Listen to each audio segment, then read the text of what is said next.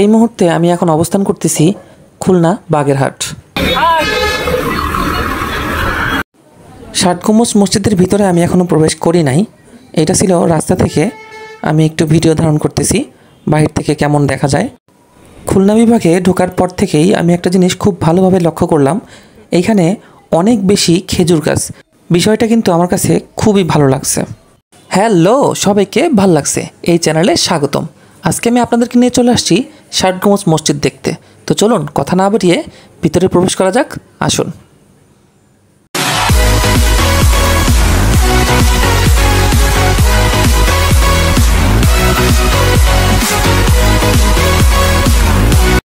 Main gate দিয়ে প্রবেশ করতেই হাতের ডান দিকে পেয়ে যাবেন বাগেরহাট জাদুঘর। তো আমরা একটু ভিতরে যাই, দেখা যাক ভিতরে কি কি আছে।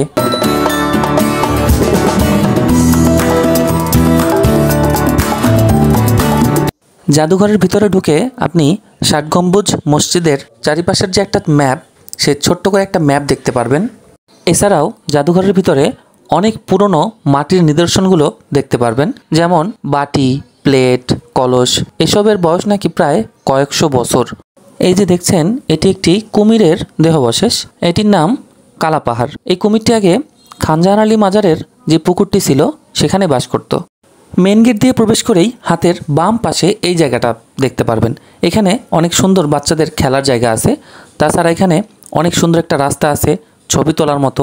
এখানে বিভিন্ন রকমের ফুল পেয়ে যাবেন আপনি, যেমন সূর্যমুখী ফুল, গেট ফুল, ঘাস ফুল, কাশ ফুল।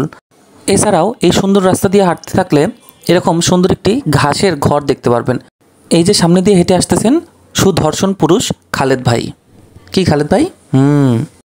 চলেন আমরা এই ঘরটার ভিতরে একটু যাই, ঘরের ভিতরে কি আছে একটু দেখে আসি, কিভাবে হইল এই ঘাসের ঘরটা। ওয়াও, এগুলো কি গাছের ডালপালা না শিকড়?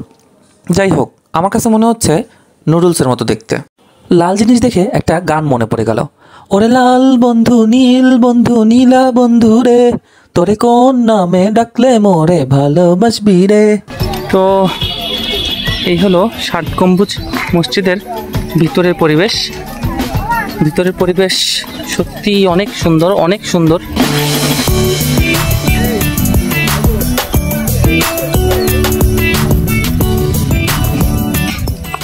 এটা মসজিদের প্রাচীর, এখান থেকে শুরু। অনেক বড় একটি জায়গা নিয়ে মসজিদটা তৈরি হয়েছে।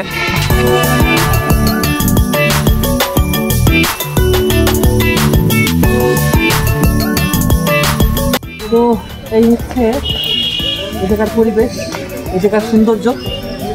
এখানে এতটাই মনোমুগ্ধকর পরিবেশ, তাই আপনাদেরকে বুঝাইতে পারবো না। যদি এখানে আসেন তাহলেই বুঝতে পারবেন কতটা সুন্দর এই জায়গাটা। ঠিক আছে, আসেন। আমি কিন্তু মসজিদের খুব কাছে চলে আসছি। এটি কিন্তু প্রাচীরের প্রথম গেট।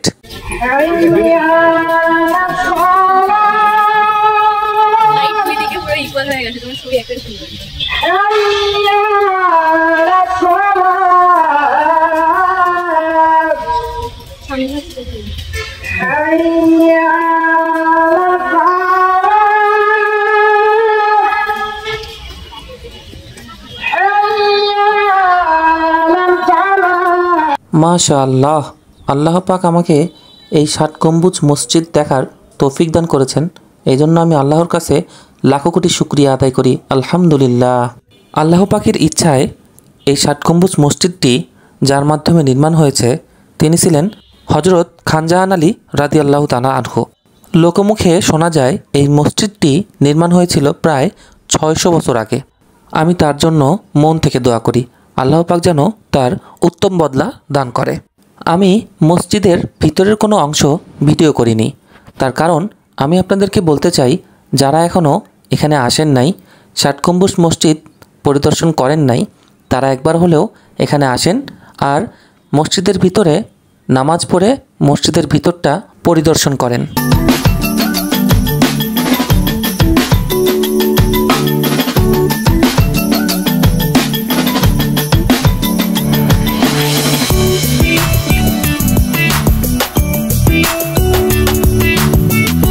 মসজিদের সামনে দুই পাশে অনেক বড় বড় দুটা গাছ আছে। আবার এই গাছের নিচে খুব সুন্দর করে বসার সিস্টেম করছে, যা কিনা মসজিদের সামনের যে সৌন্দর্য তা আরও বৃদ্ধি করছে। মসজিদের প্রাচীর ঘিরে এর 3টি গেট রয়েছে।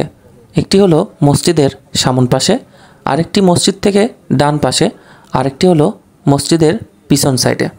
আসুন, এখানে একজন পর্যটক ভাই আছেন, যার কাছে এখন শুনবো এই জায়গাটা তার কাছে কেমন লাগতেছে এই সম্পর্কে। তো চলুন। খালেদ ভাই, এই জায়গার পরিবেশটা কেমন? অসাধারণ, অসাধারণ, মুখে বলে বিশ্বাস করানো যাবে না, তাই না? আসতে হবে, আইসা দেখতে হবে, ঘুরে গেলে হ্যাঁ মন ছুঁয়ে যাবে। আপনি কি এবারে প্রথম এই ষাট গম্বুজ মসজিদ? এখানে প্রথম আসলাম, এবারে প্রথম। অন্যরকম ভিডিওতে যেরকম দেখছি হয়তো আপনি ওরকম হবে না, তার থেকে তো বেশি। আলহামদুলিল্লাহ, বারবার আসতে মন চাই, তাই না? একবার এখানে আসবে। ঠিক আছে, আপনার কথা শুনে অনেক ভালো লাগলো। ঠিক আছে, ধন্যবাদ। এই যে দেখছেন, এখন কিন্তু আমি ষাট গম্বুজ মসজিদের পিছন পাশটায় আছি। এটা একটা লেক, অনেক সুন্দর বসার জায়গা আছে এখানে। আর আমার সামনে বিশাল বড় একটা পুকুর আছে, এটাকে দেখবেন আর উপভোগ করবেন। বসার অনেক জায়গা আছে, আপনারা চাইলে এখানে এসে অনেকটা সময় নিরিবিলি কাটাতে পারেন। কিছু ভাই বসে আছে, তাদের কাছে একটু প্রশ্ন করা যাক। তো ভাই, কেমন আছেন? আলহামদুলিল্লাহ, ভালো আছি ভাই। আপনার নামটা ভাই? আমার নাম মোহাম্মদ আলামিন ইসলাম। যাক, আলহামদুলিল্লাহ, খুব সুন্দর নাম।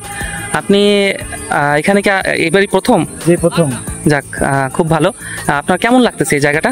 জি, আসলে অনেক ভালো।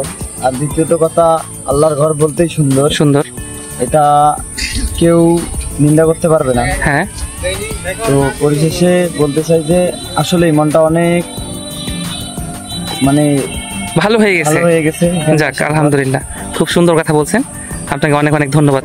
এখানে আসলে আপনারা কিন্তু পুকুরের মধ্যে এরকম লাল পদ্ম ফুলও দেখতে পারবেন। আর পুরো পুকুরটা একটা চক্কর দিতে পারবেন। চারপাশ দিয়ে খুব সুন্দর সুন্দর বসার জায়গা আছে। পুরো পুকুরের চারপাশটা আপনি ঘুরে দেখতে পারেন চাইলে।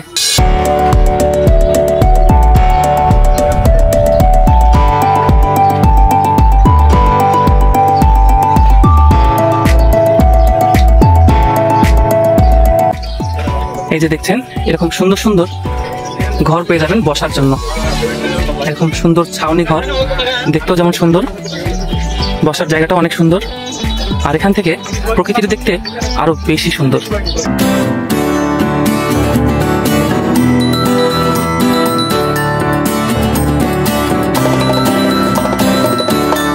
তো আমার আজকে সময় হচ্ছে না বলে আমি পুরো পুকুরটা ঘুরতে পারলাম না। তবে আপনাদের কাছে রিকোয়েস্ট থাকবে, আপনারা আসলে যদি সম্ভব হয় তাহলে পুরো পুকুরটা একবার ঘুরে যেতে। আশা করি আপনাদের কাছে ভালো লাগবে। তো ষাট গম্বুজ মসজিদ কিভাবে আসবেন তার একটা রোড ম্যাপ আপনাদেরকে বলে দেই। ঢাকা থেকে প্রথমে খুলনাগামী বাস বা চাইলে ট্রেনেও আসতে পারেন। এরপর খুলনা থেকে যে কোনো লোকাল বাসে করে বাগেরহাটে আসবেন। বাগেরহাট থেকে রিক্সা নিয়ে চলে আসবেন সেই ঐতিহাসিক ষাট গম্বুজ মসজিদ।